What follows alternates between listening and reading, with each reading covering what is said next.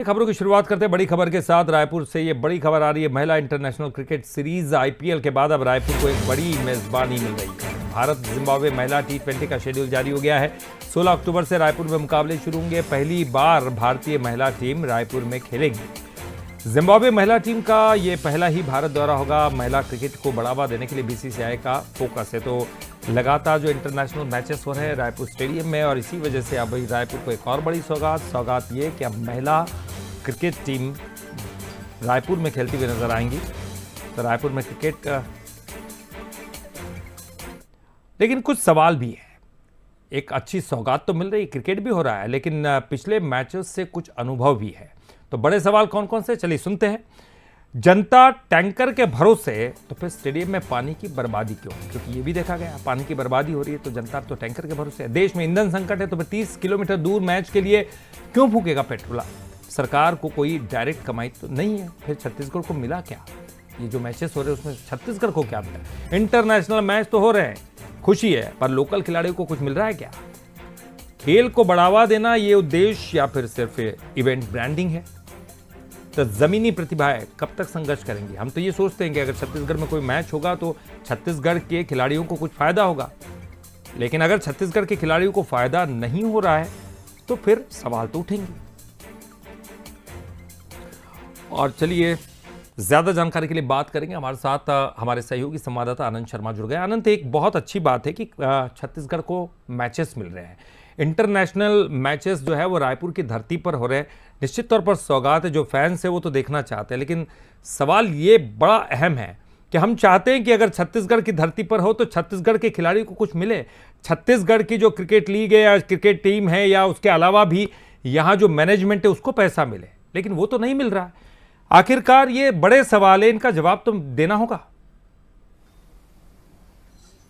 बिल्कुल ललित जी, साफ कहा आपने। और जिस तरीके से देखिए बंसल न्यूज़ ने के पास ये कुछ सवाल हैं, और इन्हीं अगर सवालों की बात की जाए तो जिस तरीके से देखिए बीते ही दिनों की अगर हम बात करें तो आईपीएल के 2 मैच देखने को मिले थे राजधानी रायपुर में, और दोनों ही मैचों में साफ तौर पर अव्यवस्था देखी जा सकती थी। जिस तरीके से टिकट की कालाबाजारी हो, चाहे वो खाने पीने की चीज़ें हो, पानी की एक बूंद के लिए लोग स्टेडियम में तरसते नजर आ रहे थे। और इस भीषण गर्मी में इतना बड़ा आयोजन किया गया था। आईपीएल के 2 मैच हुए थे, और देखिए जहां राजधानी रायपुर के कई इलाके, कई जोन जो हैं वो ड्राई जोन घोषित हो चुके हैं, उस बीच में ये मैच का आयोजन किया जा रहा था। तो सबसे बड़ा सवाल यह था कि क्या फ्रेंचाइजी की तरफ से आईपीएल जो आयोजन किया गया था उसमें से क्रिकेट संघ के द्वारा या छत्तीसगढ़ सरकार को इससे कुछ लाभ हुआ था क्या? कितने इस पर टैक्स पटाए गए थे, कितने इस पर चार्जेस उन्होंने दिए थे, ये सबसे बड़ा सवाल उठता था। लेकिन अब बात करते हैं 16 अक्टूबर की, क्योंकि 16 अक्टूबर से फिर से एक इंटरनेशनल मैच होता हुआ राजधानी रायपुर में नजर आएगा, जहां महिला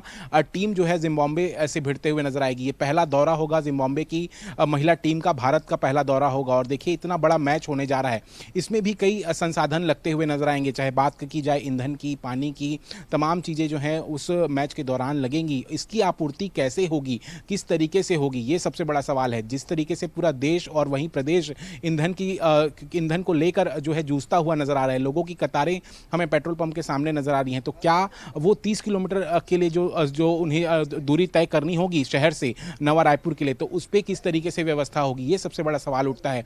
इसके साथ ही देखिए टिकट की कालाबाजारी से भी लोग परेशान रहते हैं। आए दिन अगर बात की जाए, जब भी इंटरनेशनल मैच होते हैं तो टिकट की कालाबाजारी साफ तौर पर देखने को मिलती है। तो इस पर लोगों को क्या सुविधा होगी? लोग ठगे जाते हैं टिकटों की वजह से। इसके अलावा अगर देखा जाए तो जिस तरीके से आईपीएल में जो असुविधा देखी गई थी, सबसे बड़ा कि खाने पीने की जो कीमतें थी वो काफी आसमान छूते हुए नजर आ रही थी, तो उन कीमतों को कैसे देखा जाएगा, ये सबसे बड़े सवाल उठते हैं।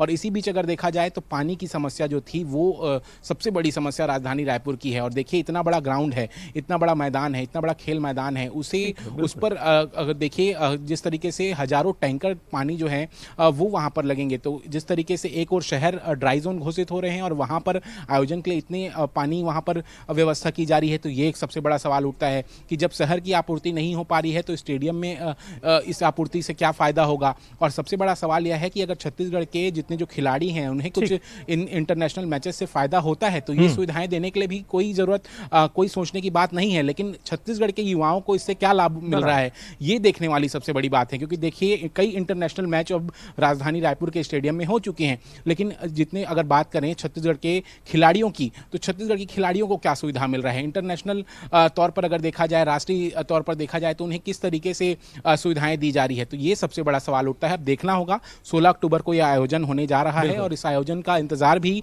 लोगों को है ही, जिस तरीके से, क्योंकि पहली बार महिला क्रिकेट की टीम यहां पर आएगी और इतना बड़ा आयोजन होता हुआ नजर आएगा। बिल्कुल आनंद, मुझे याद आता है, मुझे बिल्कुल याद आता है कि आपने पिछली बार वो तमाम समस्याएं दिखाई थी। मुझे याद आता है पानी की समस्या हो या बर्बादी की समस्या हो, लोगों को जो परेशानी हो रही थी, दूर दूर तक जाना पड़ रहा था स्टेडियम के लिए, उसकी एक समस्या हो, पार्किंग की समस्या हो, ये हमने तमाम चीजें देखी। अच्छी बात है कि एक मैच हो रहा है, लेकिन इन समस्याओं से निपटारा भी बहुत जरूरी है और इस पर ध्यान देना होगा। बहरहाल बहुत बहुत शुक्रिया अनंत इस पूरी जानकारी के लिए, बातचीत करने के लिए। और चलिए